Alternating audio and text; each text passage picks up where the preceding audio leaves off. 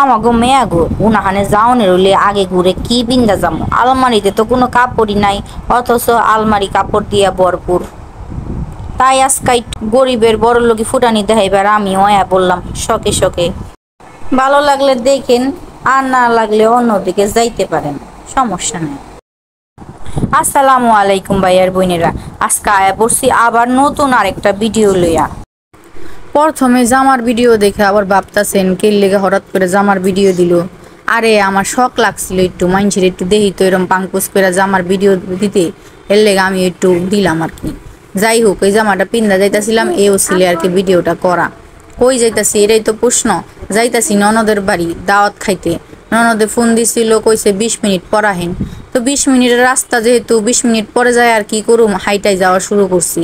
জামাই হাইটাই লয়ে যাইতাছে। যাই হোক, এইদিকে হইছে বৃষ্টি, রাস্তায় এরকম ছোট ছোট নদী খাল বিল আর সাগরের তৈরি হইয়া রয়েছে।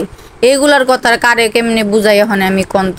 জামাইরে হাঁটতাছি আর বকতাছি যে কেল লেগে হাঁটায় লইয়া আইলা, ওখানে তো অবস্থা বেগতিক হয়ে গেতাছে। এরকম কইরা টিপা টিপা হাঁটন যায়।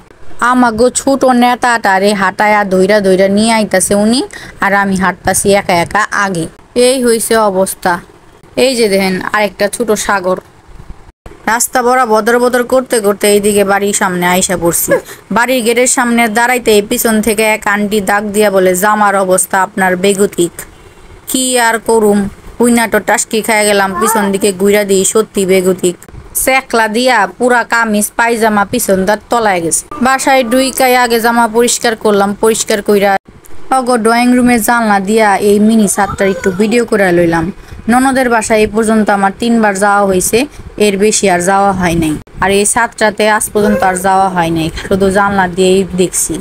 ফুপুর বাসায় ডুইকায় আমার ছোট নেতাগিরি শুরু করে দিছে, আর এইদিকে আমি ভিডিও করতেছি। মায়েরা পুতেরা যার যার কাম করতেছি, এই আর কি। কিছুক্ষণের মধ্যে ননদ ডাক দিল খাইবার লেগে, খাইবার চইলা গেলাম। আসলে আমরা হইলাম প্রথম বৈঠক, দ্বিতীয় বৈঠক আমাদের বাসার আরো লোকজন আছে। সবাই আইসা বললে বাড়ি পাহারা দিব কে, এটার লেগে 2 বৈঠকে আসছি আমরা। খাবার দাবার দেখে আবার ভাইবেন না যে ননদের বাড়ি বারে বারে এইসব খাবার খেয়ে ঈদের মৌসুম পোলা মাংস কো। আসলে আমরা আগেই বইলা দিছিলাম যে আমরা পোলা মাংস খামু না। এটার লেগা আমগো লেগা ভাত তরকারি ডিম ভর্তা ডাল এগুলাই রান্না করছি। এখানে ছিল 3 পদের ভর্তা, একটা শুটকির ভর্তা, আর বাকি 2টা কি আর জিজ্ঞেস করা হয়নি। পরে সাথেরটা ছিল আলু ভর্তা, তার সাথেরটা ছিল কাঁঠাল বিচির ভর্তা, আর এটা ছিল মাছ দিয়ে লাউ শাক, আর এটা ছিল কাঁঠাল বিচি দিয়ে গরুর মাংস ভুনা, এটা ছিল স্পেশাল ডিম ভাজা, আর এটা ছিল ট্যাংরা মাছ ভুনা, আর সাথে তো ডাল ভাত ছিলই। তাড়াতাড়ি কইরা নাকদা মুগদা খাওয়া লয়া শেষ কইরা উচ্ছা পুচ্ছা দৌড় দিতে হইব, কারণ বাসায় ওনারা পেটের ভিতরে হাতির বাচ্চা লইয়া অপেক্ষা করতেছে।